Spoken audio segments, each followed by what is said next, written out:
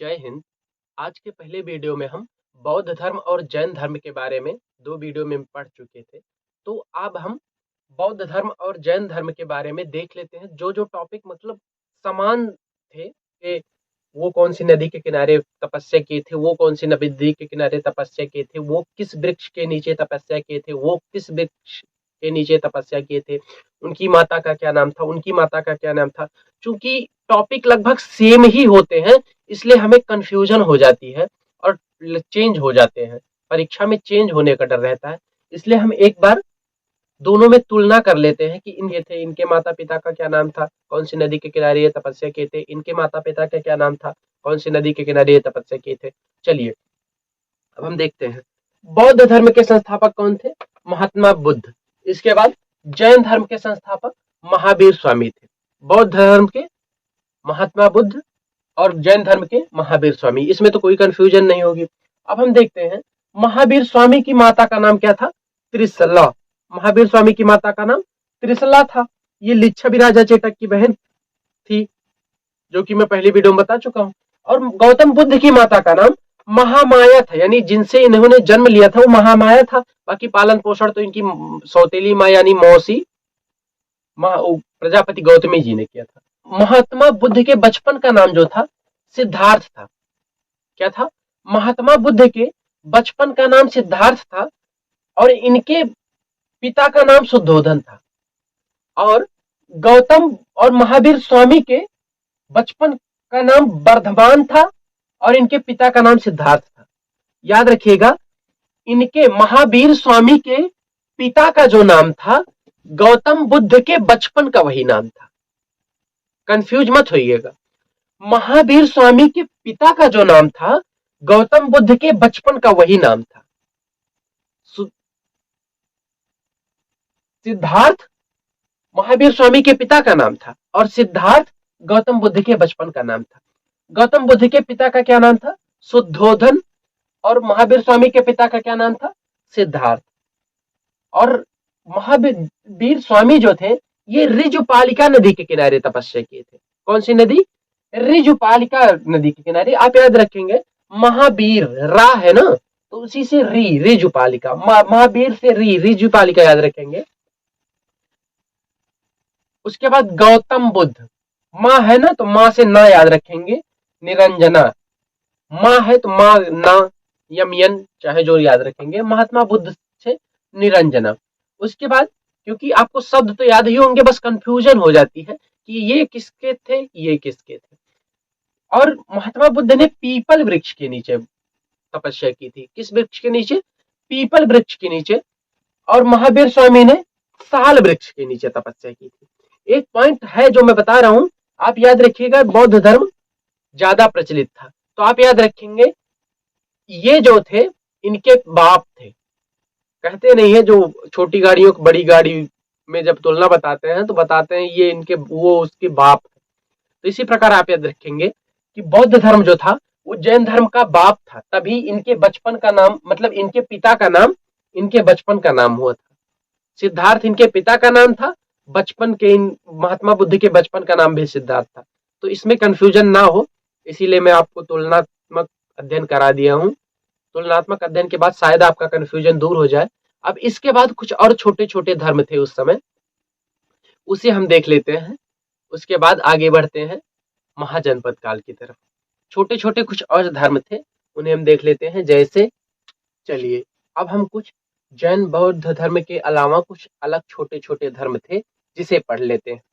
ये आजीवक संप्रदाय जो था, आजीवक संप्रदाय के संस्थापक थे मोगलीपुत्र तिस्स। कौन था, मोगलीपुत्र तिस्स जो थे ये आजीवक संप्रदाय के संस्थापक थे। मोगलीपुत्र तिस्स कौन थे, मोगलीपुत्र तिस्स आजीवक संप्रदाय के संस्थापक थे। अब आप देखे होंगे चंद्रगुप्त मौर्य जो थे, कौन, चंद्रगुप्त मौर्य, इनके पुत्र का क्या नाम था, बिंदुसार। चंद्रगुप्त मौर्य के पुत्र का क्या नाम था, बिंदुसार। बिंदुसार और बिंदुसार के पुत्र का क्या नाम था, अशोक। जिसको ये पता हो तो ठीक है, ना पता हो क्योंकि अभी मैंने तो पढ़ाया नहीं है। अगर पता है आपको तो भी ठीक है, ना पता है तो भी ठीक है। आप जानिए चंद्रगुप्त मौर्य थे, उनके पुत्र का नाम बिंदुसार था और उनके पुत्र का नाम अशोक था। ये चंद्रगुप्त मौर्य जो थे, चंद्रगुप्त मौर्य ये जैन धर्म के अनुयायी थे, मतलब जैन धर्म का अनुसरण करते थे। उसके बाद बिंदुसार जो आया, इनका पुत्र चंद्रगुप्त मौर्य का पुत्र, ये आजीवक संप्रदाय को मानने लगा। किसको? आजीवक संप्रदाय को मानने लगा। यही आजीवक संप्रदाय जिसके संस्थापक मुगली पुत्र थे। उसके बाद इनका पुत्र अशोक आया तो ये बौद्ध धर्म को मानने लगा। कौन से धर्म को? बौद्ध धर्म को मानने लगा। यानी चंद्रगुप्त मौर्य जो थे ये जैन धर्म से थे, बिंदुसार आजीवक संप्रदाय को मानने लगा। उसके बाद इनका पुत्र अशोक बौद्ध धर्म से मानने लगा। कितना अच्छा होता ना अगर कोई धर्म ये बंटवारा ना हुआ होता, या होता तो एक ही घर में चार बेटे चार धर्म से संबंधित होते, बहू कुछ और किसी और धर्म की, बेटा किसी और धर्म का, पुत्र किसी और धर्म का, पिता किसी और धर्म का, माँ किसी और धर्म से। कितना अच्छा होता ना, ये धर्म के बीच में लड़ाइयां ना होती यार। आजकल जितने पैसे मिसाइल, रॉकेट, गोली बंदूक बनाने में खत्म हो रहे हैं, उससे हमारे देश का और हर देशों का विकास होता। हम लोग बकाज नहीं, पता नहीं कहाँ चले गए होते। लेकिन सबसे ज्यादा पैसा हमें डिफेंस पे खर्चा करना पड़ रहा है। सिर्फ उसमें 90% लड़ाइयां जो होती हैं इसी इस्लाम, हिंदू, बौद्ध, जैन इसी में होती रहती है। इस समय बहुत अच्छी व्यवस्था थी। चंद्रगुप्त मौर्य जैन धर्म से संबंधित था, बिंदुसार आजीवक संप्रदाय से संबंधित था, अशोक बौद्ध धर्म से संबंधित था। अब आप सुने होंगे या ना सुने हो तो मैं बता रहा हूं, सुन लीजिए। बिंदुसार के बाद जब अशोक राजगद्दी पर बैठने लगा, कौन?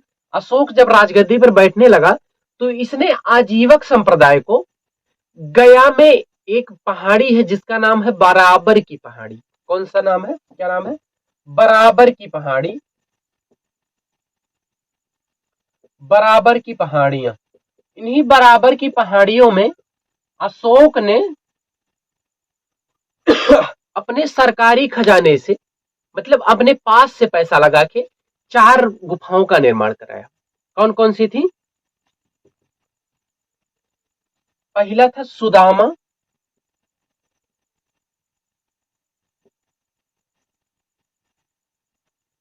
कर्ण, सुदामा, कर्ण, चोपड़ा और विश्व झोपड़ी। कौन कौन सी गुफाएं थी?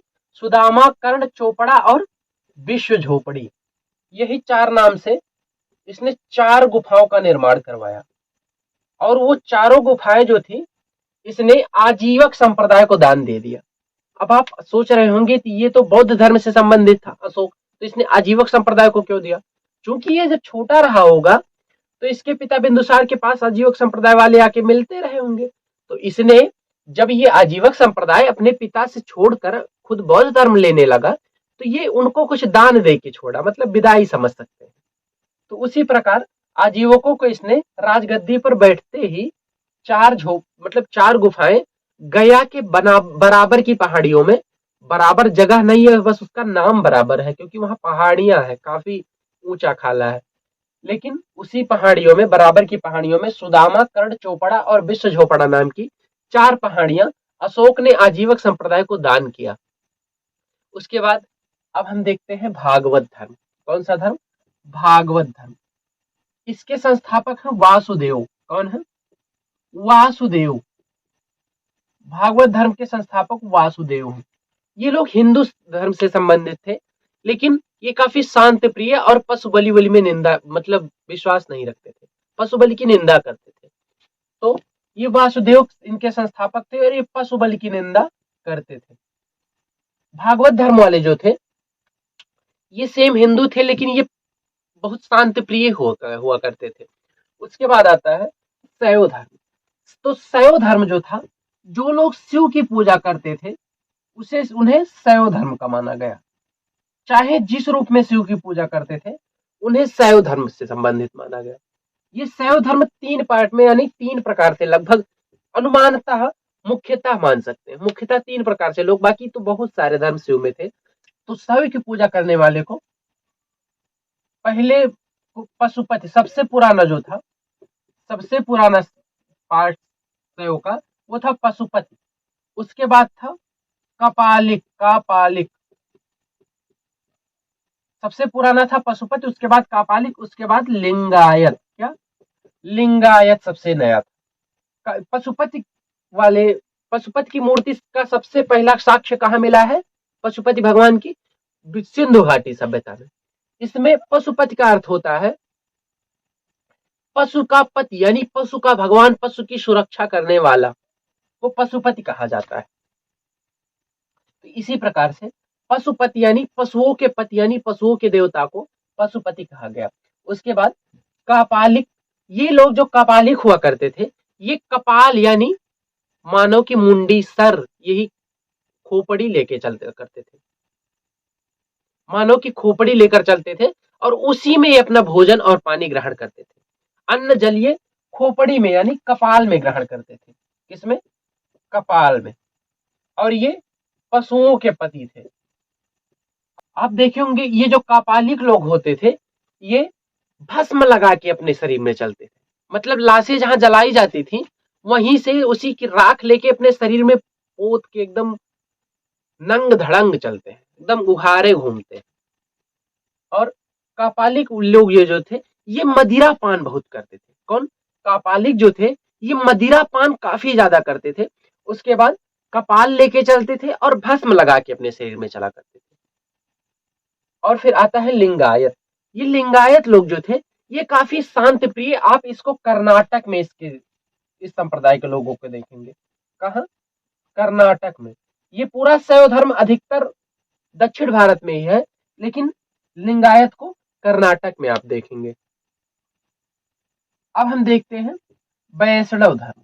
ये वैष्णव धर्म वाले जो थे, जो लोग विष्णु की, भगवान विष्णु की पूजा किया करते थे, चाहे जिस रूप में। किसकी?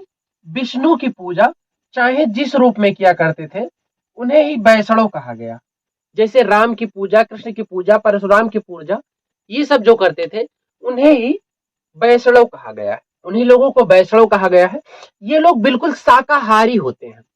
आप देखेंगे जिस होटल पे वैष्णवी लिख दिया गया, उसमें 100% कंफर्म है कि मांस नहीं मिल सकता, मीट नहीं मिल सकता। तो ये वैष्णव वाले 100% शाकाहारी होते थे और ये भगवान विष्णु की चाहे जिस रूप में पूजा करते थे। यहाँ तक कि माना गया है गौतम बुद्ध को भी भगवान विष्णु का ही अवतार माना गया है, लेकिन बुद्ध भविष्य में लिखा गया है कि भगवान बुद्ध का और भी जन्म होगा, और भी अवतार होंगे। तो ये वैष्णव धर्म था। एक बार फटाफट रिवीजन फिर से कर लेते हैं। आजीवक संप्रदाय के संस्थापक मोगलीपुत्तिस हैं, जो चंद्रगुप्त मौर्य थे वो जैन धर्म से संबंधित थे। बिंदुसार उनका पुत्र, आजीवक से, अशोक बौद्ध से। और अशोक ने बराबर की पहाड़ियों में सुदामा, कर्ण, चोपड़ा और विश्व झोपड़ी नाम की 4 पहाड़ियां, मतलब 4 गुफाएं आजीवक संप्रदाय को दान दिए थे। उसके बाद भागवत आता है। भागवत धर्म के संस्थापक वासुदेव थे, इसमें पशुबल की निंदा की जाती थी। शैव जो थे ये 3 पार्ट में बटे थे, पशुपत, कापालिक और लिंगायत। पशुपत जो थे ये पशुओं के पति हुआ करते थे। कापालिक जो थे ये कपाल में भोजन और अन्न जल ग्रहण करते थे। लिंगायत लिंग की पूजा करते थे और इनका सबसे ज्यादा पार्ट, मतलब लिंगायत लोग कर्नाटक में पाए जाते हैं। उसके बाद आता है वैष्णव। वैष्णव जो विष्णु की पूजा चाहे जिस रूप में करते थे, चाहे जिस अवतार में, राम, कृष्ण, परशुराम चाहे जिस अवतार में करते थे। विष्णु के कुल कितने अवतार हैं? 10। विष्णु के कुल 10 अवतार हैं। 10 अवतार। इन्हीं 10 में से चाहे जिसकी पूजा करते थे उसे वैष्णव धर्म कहा गया है। लेकिन ये लोग मीट मांस नहीं खाया करते थे। तो आज के लिए इतना ही। मिलते हैं अगले वीडियो में। जय हिंद।